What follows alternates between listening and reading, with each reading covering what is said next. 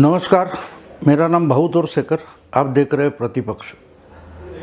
दोस्तों, कभी कभी जो राजकीय खबरें होती है वो ढंग से समझना ज़रूरी होता है। जैसे कि कुछ बताया जाता है, होता कुछ और है, और अगर जो बताया गया है उस पर ही हम निर्भर रहे तो हमें पता नहीं चलता कि अगली खबर आती है तो एकदम उल्टी क्यों आती है। इसलिए जो खबर या जो जानकारी, सूचना हमारे पास आती है वो अच्छी तरह से समझ लेनी ज़रूरी होती है। नाप तौल कर देखना ज़रूरी होता है कि क्या जो बताया जा रहा है वो नैरेटिव है या हमें फुसलाया जा रहा है, फंसाया जा रहा है, या असल में जो हम समझ रहे हैं वही हो रहा है। अब देखिए, एक बात पिछले कुछ दिनों सामने आ गई थी कि ये जो वसूली कांड है जिसमें महाराष्ट्र के पूर्व गृह मंत्री अनिल देशमुख फंसे हुए हैं, उनके 2 PSVS सहायक वगैरह फंसे हुए हैं, उसमें जो एक्चुअली कलेक्शन करने वाला है, वसूली करने वाला था, सचिन वाजे, उसने एक ऑफ़र दी है ईडी को कि मैं माफ़ी का साक्षीदार होने के लिए तैयार हूँ। यानी मैं खुद मान लूँगा कि भाई मैं उसमें था और ये सब कांड मैंने किस लिए किया, किन लोगों के लिए किया, ये सब बताने के लिए मैं राज़ी हूँ। यानी कि वो सौदा करना चाहता है। तो इससे कौन फंसेगा ये बोला जाता था। खुली बात है कि जब सचिन वाजे बोलने को तैयार हो गया है तो अनिल देशमुख का जो पूर्व गृह मंत्री है उनका नाम लेगा और उनकी तरफ अंगुली निर्देश करेगा, इशारा करेगा। ये तो बोला गया, माना गया, कहा गया। लेकिन क्या सिर्फ इतनी ही खबर है? क्या इतना ही मतलब उससे निकलता है?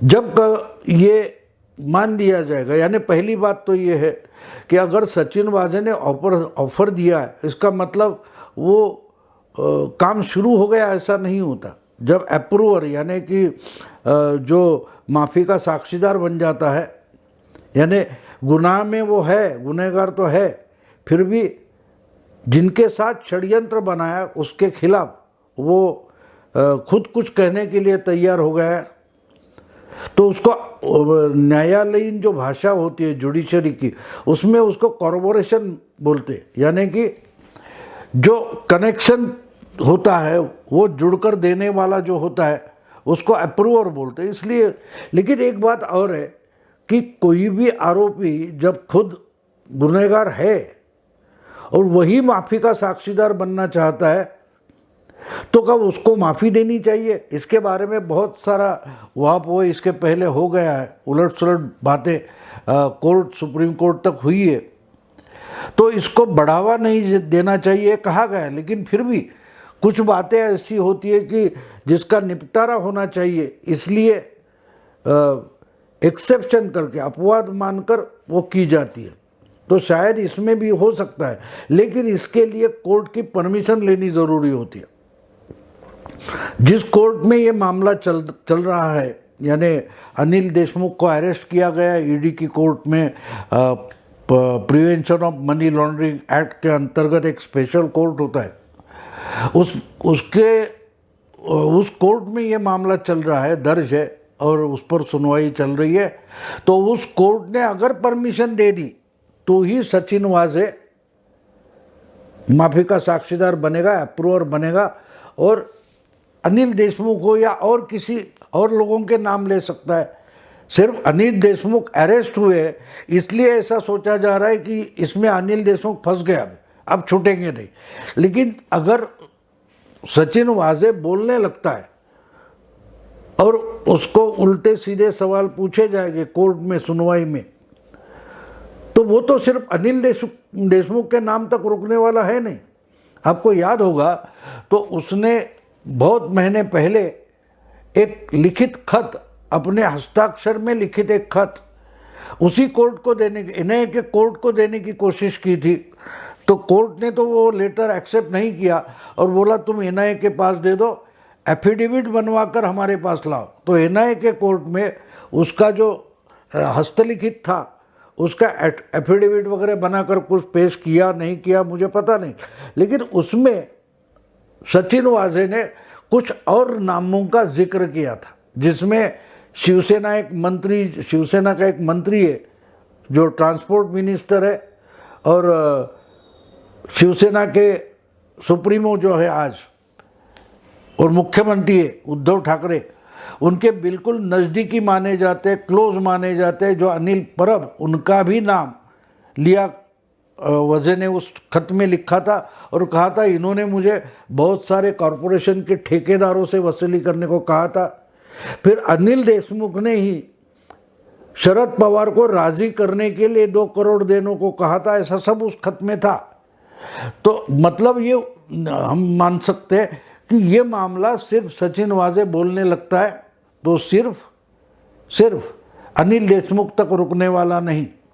लेकिन और एक बात है कि अगर ये सचिन वाजे को कोर्ट ने मंजूर किया कि भाई ठीक है इसको अप्रूवर बना दो, इसको माफ़ी का साक्षीदार बना दो, यानी कि उसको उसमें कुछ सहूलियत मिल सकती है सज़ा में वगैरह वगैरह वगैरह, तो ये देखकर और बहुत कुछ लोग और लोग जो है वो शायद इसी ढंग से सोच सकते हैं। अब देखिए ये जो मामला था 1 साल पहले विधानसभा में अपोजिशन के लीडर है जो भूतपूर्व मुख्यमंत्री है देवेंद्र फडणवीस, इन्होंने निकाला था। तब यही अनिल देशमुख परमवीर सिंह को और सचिन वाजे को डिफेंड कर रहे थे। यही अनिल परब और मुख्यमंत्री उद्धव ठाकरे, संजय राउत वगैरह मंडली जो है वो वाजे और परमवीर को डिफेंड कर रही थी, उनको बहुत बढ़िया, सबसे दुनिया में सबसे अच्छे पुलिस अफसर बोल रही थी। वही आप परमवीर और वाजे के खिलाफ बोल रहे। तो सवाल ये पैदा होता है कि अगर सचिन वाजे बोलने लगता है और उसको कुछ सहूलियत मिलती है तो वही सहूलियत मुझे भी मिले, इस ढंग से परमवीर पेश हो जाए तो क्या करेंगे? क्योंकि ये तो ईडी के सामने का मामला है, चंडीवाल आयोग है, सीबीआई है, एनआईए और सब ईडी है, इनके सामने भी परमवीर भी एक आरोपी है, उनको आरोपी माना गया है। कहीं वो कंप्लेनेंट है, कहीं वो आरोपी है।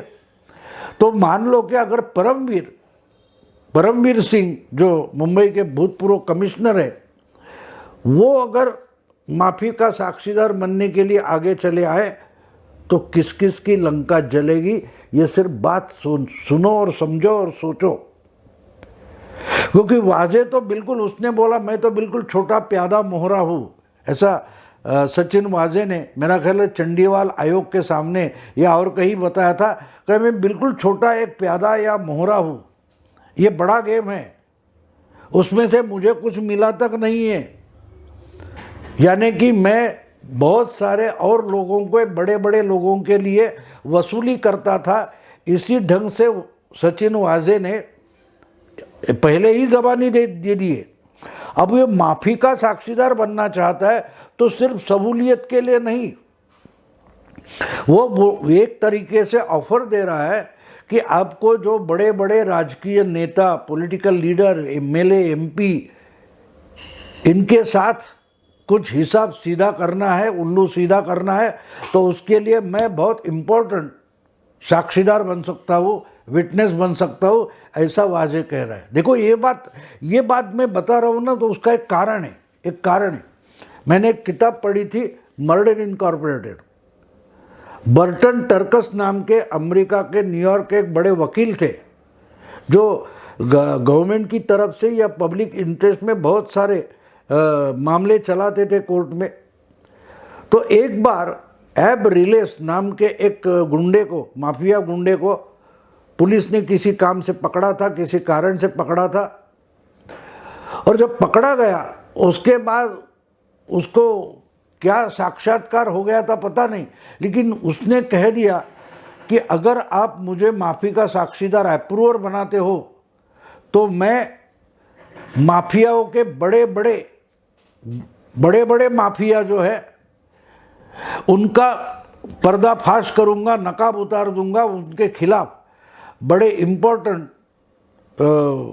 सबूत पेश कर सकता हूँ। तो बर्टन टर्कस जो वकील थे उन्होंने उनको पूछा कि सबूत तो हमने इकट्ठा किए, तुम क्या करोगे?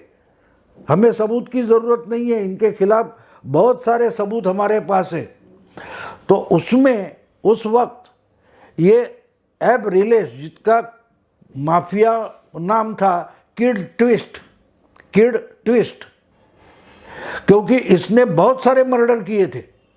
ये शार्प शूटर या मर्डरर माना जाता था, सुपर किलर माना जाता था अमेरिका का 30s-40s में। तो इसने बर्टन टर्कस यानी गवर्नमेंट के वकील को बता दिया कि सबूत तो आपके पास सब पड़े हैं, लेकिन वो सबूत एक दूसरे से उसका जुगाड़ करके सुनवाई में केस प्रूव करना आपके लिए इम्पॉसिबल है, अशक्य है। वो मैं पॉसिबल करके दिखा सकता हूँ, क्योंकि आपने जो सबूत इकट्ठे किए हैं उनका एक दूसरे से नाता रिश्ता जो है वो जोड़ना इम्पोर्टेंट है। वो तो आपको नहीं हो पा रहा है, तो वो करके मैं दिखा सकता हूँ, मैं कॉरोबोरेट कर सकता हूँ। आपने जो एविडेंस इकट्ठा किए हुए, जो जानकारी आपके पास है, उसका जुगाड़ बनाना, उसको कुछ आकार देना, उससे कुछ प्रूव करना अगर ज़रूरी है तो सिर्फ मैं कर सकता हूँ। ये किसने कहा था? एब रिलेस नाम का जो एक गुंडा था, जिसका माफिया नाम किड ट्विस्ट था। इस पर से एक बर्टन टर्कस जो वकील थे उन्होंने एक क्या बोलते हैं उस पर किताब लिखी है, मर्डर इनकॉर्पोरेटेड। इसमें यह सब स्टोरी आई है, जिसके उस एब रिलेस का जो विटनेस था, वो जो साक्षीदार बना था, विटनेस बना था, और उसने जो साक्ष्य दी थी और जुगाड़ किया था, सब एविडेंस इकट्ठा करके इनका जुगाड़ करके बताया था कोर्ट में, उसमें से 6 से ज़्यादा मेरा ख्याल है माफिया बॉसेस थे, लेप्के वगैरह थे, एनेस्थेसिया, वो सब फंस गए थे, फांसी पर चढ़ गए थे।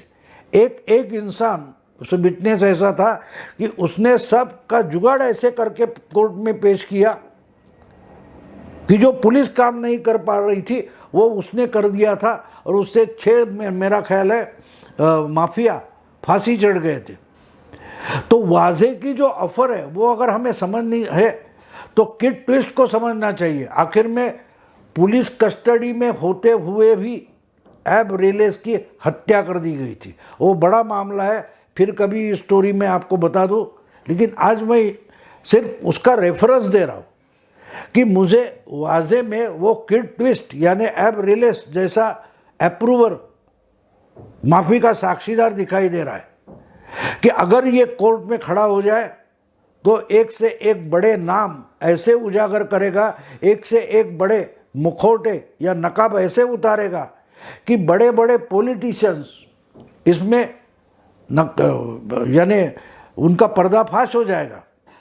तो इसलिए वाजे जो बोल रहा है वो समझना ज़रूरी है, और उससे आगे जाकर ये तो खबर हो गई, लेकिन अगर इस ढंग से वाजे कुछ पर्दाफाश कर सकता है तो उससे बड़ा पर्दाफाश खुद परमवीर कर सकते हैं, क्योंकि ये तो बिल्कुल छोटा अफसर था, लेकिन उससे भी ऊपर बैठा हुआ जो मुंबई का कमिश्नर था उस वक्त का, परमवीर सिंह, वो अगर माफी का साक्षीदार होने के लिए, अप्रूवर होने के लिए इकबालिया जिसको बोलते हैं, क्या इकबालिया साक्षीदार बोलते हैं, वो अपने कबूलियत पर कि मैं इसमें इन्वॉल्व था, इस ढंग से जब कोई साक्षीदार सामने आता है तो बड़े बड़े लोगों के होश उड़ जाते हैं।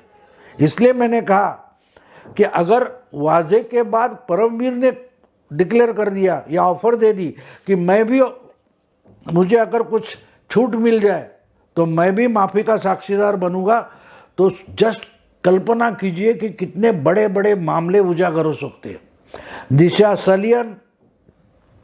दिशा सलियन, सुशांत सिंह, या ये हाई प्रोफाइल केस जो है, ये जो हाई प्रोफाइल केसेस है, ये जब हुए और रफा दफा कर दिए ऐसा बोला जाता है, उस वक्त मुंबई के कमिश्नर,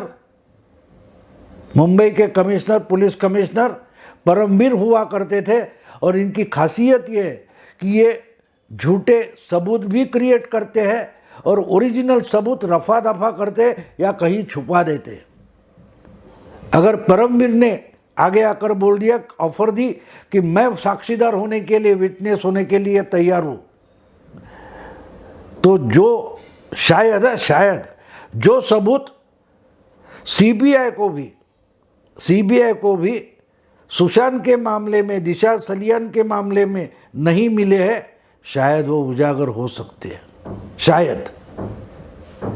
तो इसलिए मैंने कहा कि परमवीर अगर वाजे की तरह माफी का साक्षीदार होने के लिए आगे आते हैं तो क्या होगा, किसकी लंका जलेगी, ये सिर्फ सोचो। मैं अभी यहाँ रुकता हूँ। अगर ये वीडियो आपको पसंद आए तो लाइक कीजिए, शेयर कीजिए और प्रतिपक्ष को सब्सक्राइब कीजिए। नमस्कार।